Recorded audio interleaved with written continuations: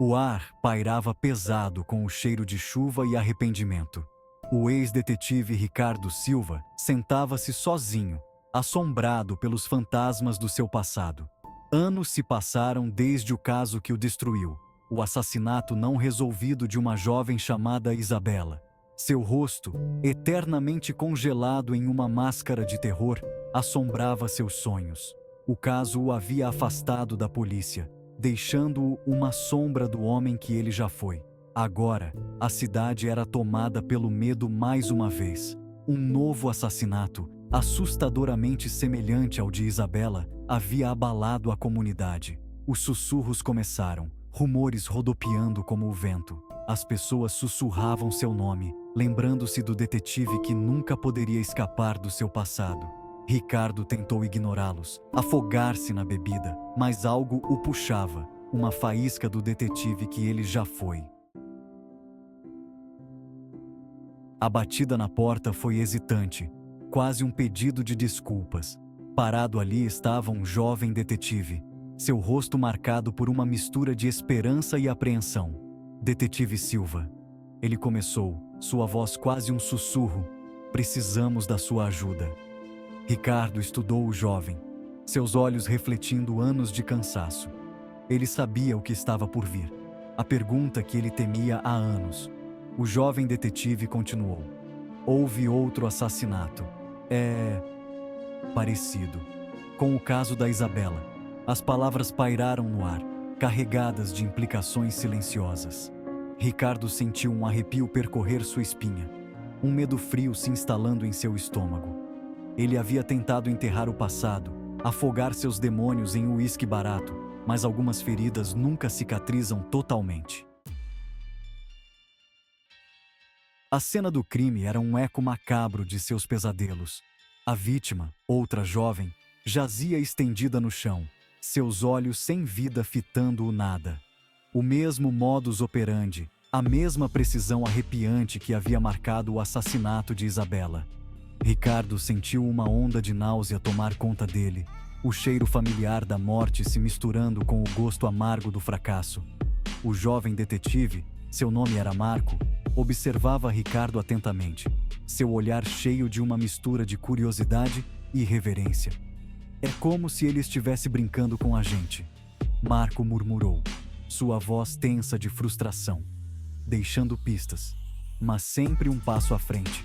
Ricardo assentiu sombriamente, seus olhos examinando o ambiente, procurando por qualquer detalhe que pudesse ter sido negligenciado. O passado estava estendendo a mão, seus dedos gelados o envolvendo mais uma vez. O sono não oferecia escapatória. Os pesadelos estavam de volta, mais vívidos, mais aterrorizantes do que nunca. O rosto de Isabela, contorcido em um grito silencioso, assombrava cada momento de sua vida.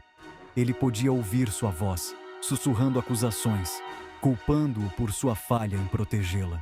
O peso de sua culpa era uma presença sufocante, ameaçando esmagá-lo. Ele sabia que não podia mais fugir do passado.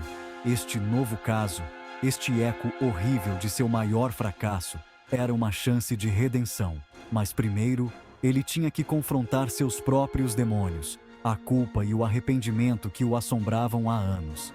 Ele tinha que se tornar o detetive que ele já foi, mesmo que apenas para encontrar justiça para as vítimas e silenciar os sussurros que o atormentavam.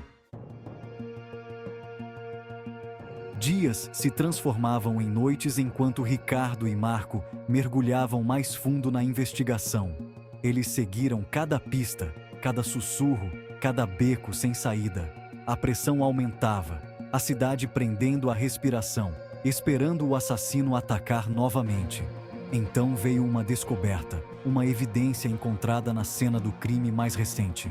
Era um pequeno medalhão de prata, segurado com força na mão da vítima. Dentro, uma fotografia desbotada de duas meninas, seus sorrisos inocentes e despreocupados. Ricardo reconheceu uma das meninas instantaneamente. Era Isabela, seus olhos brilhando com alegria juvenil. Mas quem era a outra garota? E qual era sua conexão com o caso? O medalhão foi a chave que abriu uma caixa de Pandora de segredos. A outra garota na fotografia foi identificada como Olivia, uma amiga de infância de Isabela. Mas Olivia havia desaparecido sem deixar rastros pouco depois do assassinato de Isabela, seu desaparecimento ofuscado pela tragédia. Agora, anos depois, parecia que seus destinos estavam interligados mais uma vez. Ricardo e Marco rastrearam a família de Olivia, sua dor ainda crua depois de todos esses anos. Eles falaram de um estranho misterioso que havia feito amizade com Olivia pouco antes de seu desaparecimento. Um homem que correspondia à vaga descrição dada por testemunhas no caso de Isabela. A trilha estava fria, mas era uma trilha, no entanto. Enquanto Ricardo seguia os fios da investigação, ele não conseguia se livrar da sensação de que estava sendo observado, que alguém ou algo estava sempre um passo à frente. Ele recebia dicas anônimas, mensagens enigmáticas que insinuavam uma verdade obscura enterrada nas entranhas da cidade. Essas mensagens eram do assassino brincando com ele? Ou era outra pessoa tentando guiá-lo, sussurrar a verdade além do túmulo? Ele visitou o túmulo de Isabela, buscando consolo no abraço frio do cemitério. Parado ali, em meio às lápides silenciosas, ele fez uma promessa. Ele encontraria seu assassino. Ele desvendaria a verdade, não importa o custo. Ele lhe devia isso. Seção 8. A máscara começa a cair. A investigação os levou para o submundo da cidade, um mundo de sombras e segredos. Eles descobriram uma rede de corrupção, uma teia de mentiras tecida por aqueles no poder. Quanto mais perto eles chegavam da verdade, mais perigosa sua busca se tornava. Alguém queria que eles parassem de cavar, que deixassem o passado enterrado. Então, em uma noite chuvosa, Marco desapareceu. Ricardo recebeu uma mensagem de deboche, uma fotografia de Marco, amarrado e amordaçado, seus olhos arregalados de terror. A mensagem era clara: recue, ou Marco compartilharia o destino de Isabela. Ricardo se viu diante de uma escolha impossível, sua própria segurança pela vida de seu parceiro, o passado ameaçando consumir o presente. Seção 9. As profundezas da enganação. Movido por uma esperança desesperada e uma necessidade ardente por justiça, Ricardo desafiou os avisos. Ele mergulhou mais fundo no labirinto de engano, descobrindo uma conspiração que atingia os mais altos níveis de poder. Ele descobriu que o assassinato de Isabela e agora o sequestro de Marco não eram incidentes isolados, mas peões em um jogo mortal de poder e vingança. As peças do quebra-cabeça começaram a se encaixar, revelando uma imagem horrível. As pistas estavam lá o tempo todo, escondidas à vista de todos, obscurecidas por camadas de mentiras e engano. O assassino não era um monstro à espreita nas sombras, mas alguém em quem se confiava, alguém com o poder de manipular e controlar, alguém que havia usado sua influência para enterrar a verdade. Seção 10. Uma mente retorcida revelada. O confronto final foi um impasse tenso, uma batalha de inteligência contra uma mente consumida pela escuridão. O assassino, desmascarado finalmente, era um pilar da comunidade, uma figura respeitada cujo charme e carisma haviam escondido um coração de gelo.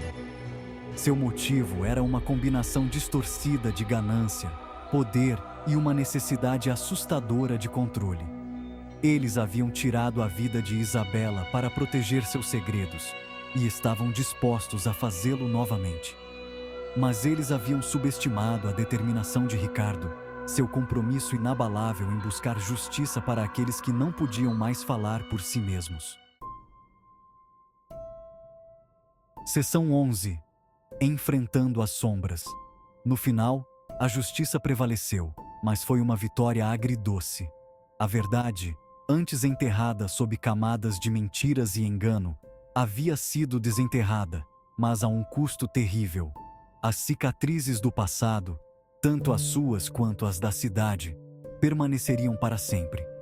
Enquanto ele estava diante do túmulo de Isabela, uma única rosa branca tremendo em sua mão, Ricardo finalmente encontrou uma medida de paz.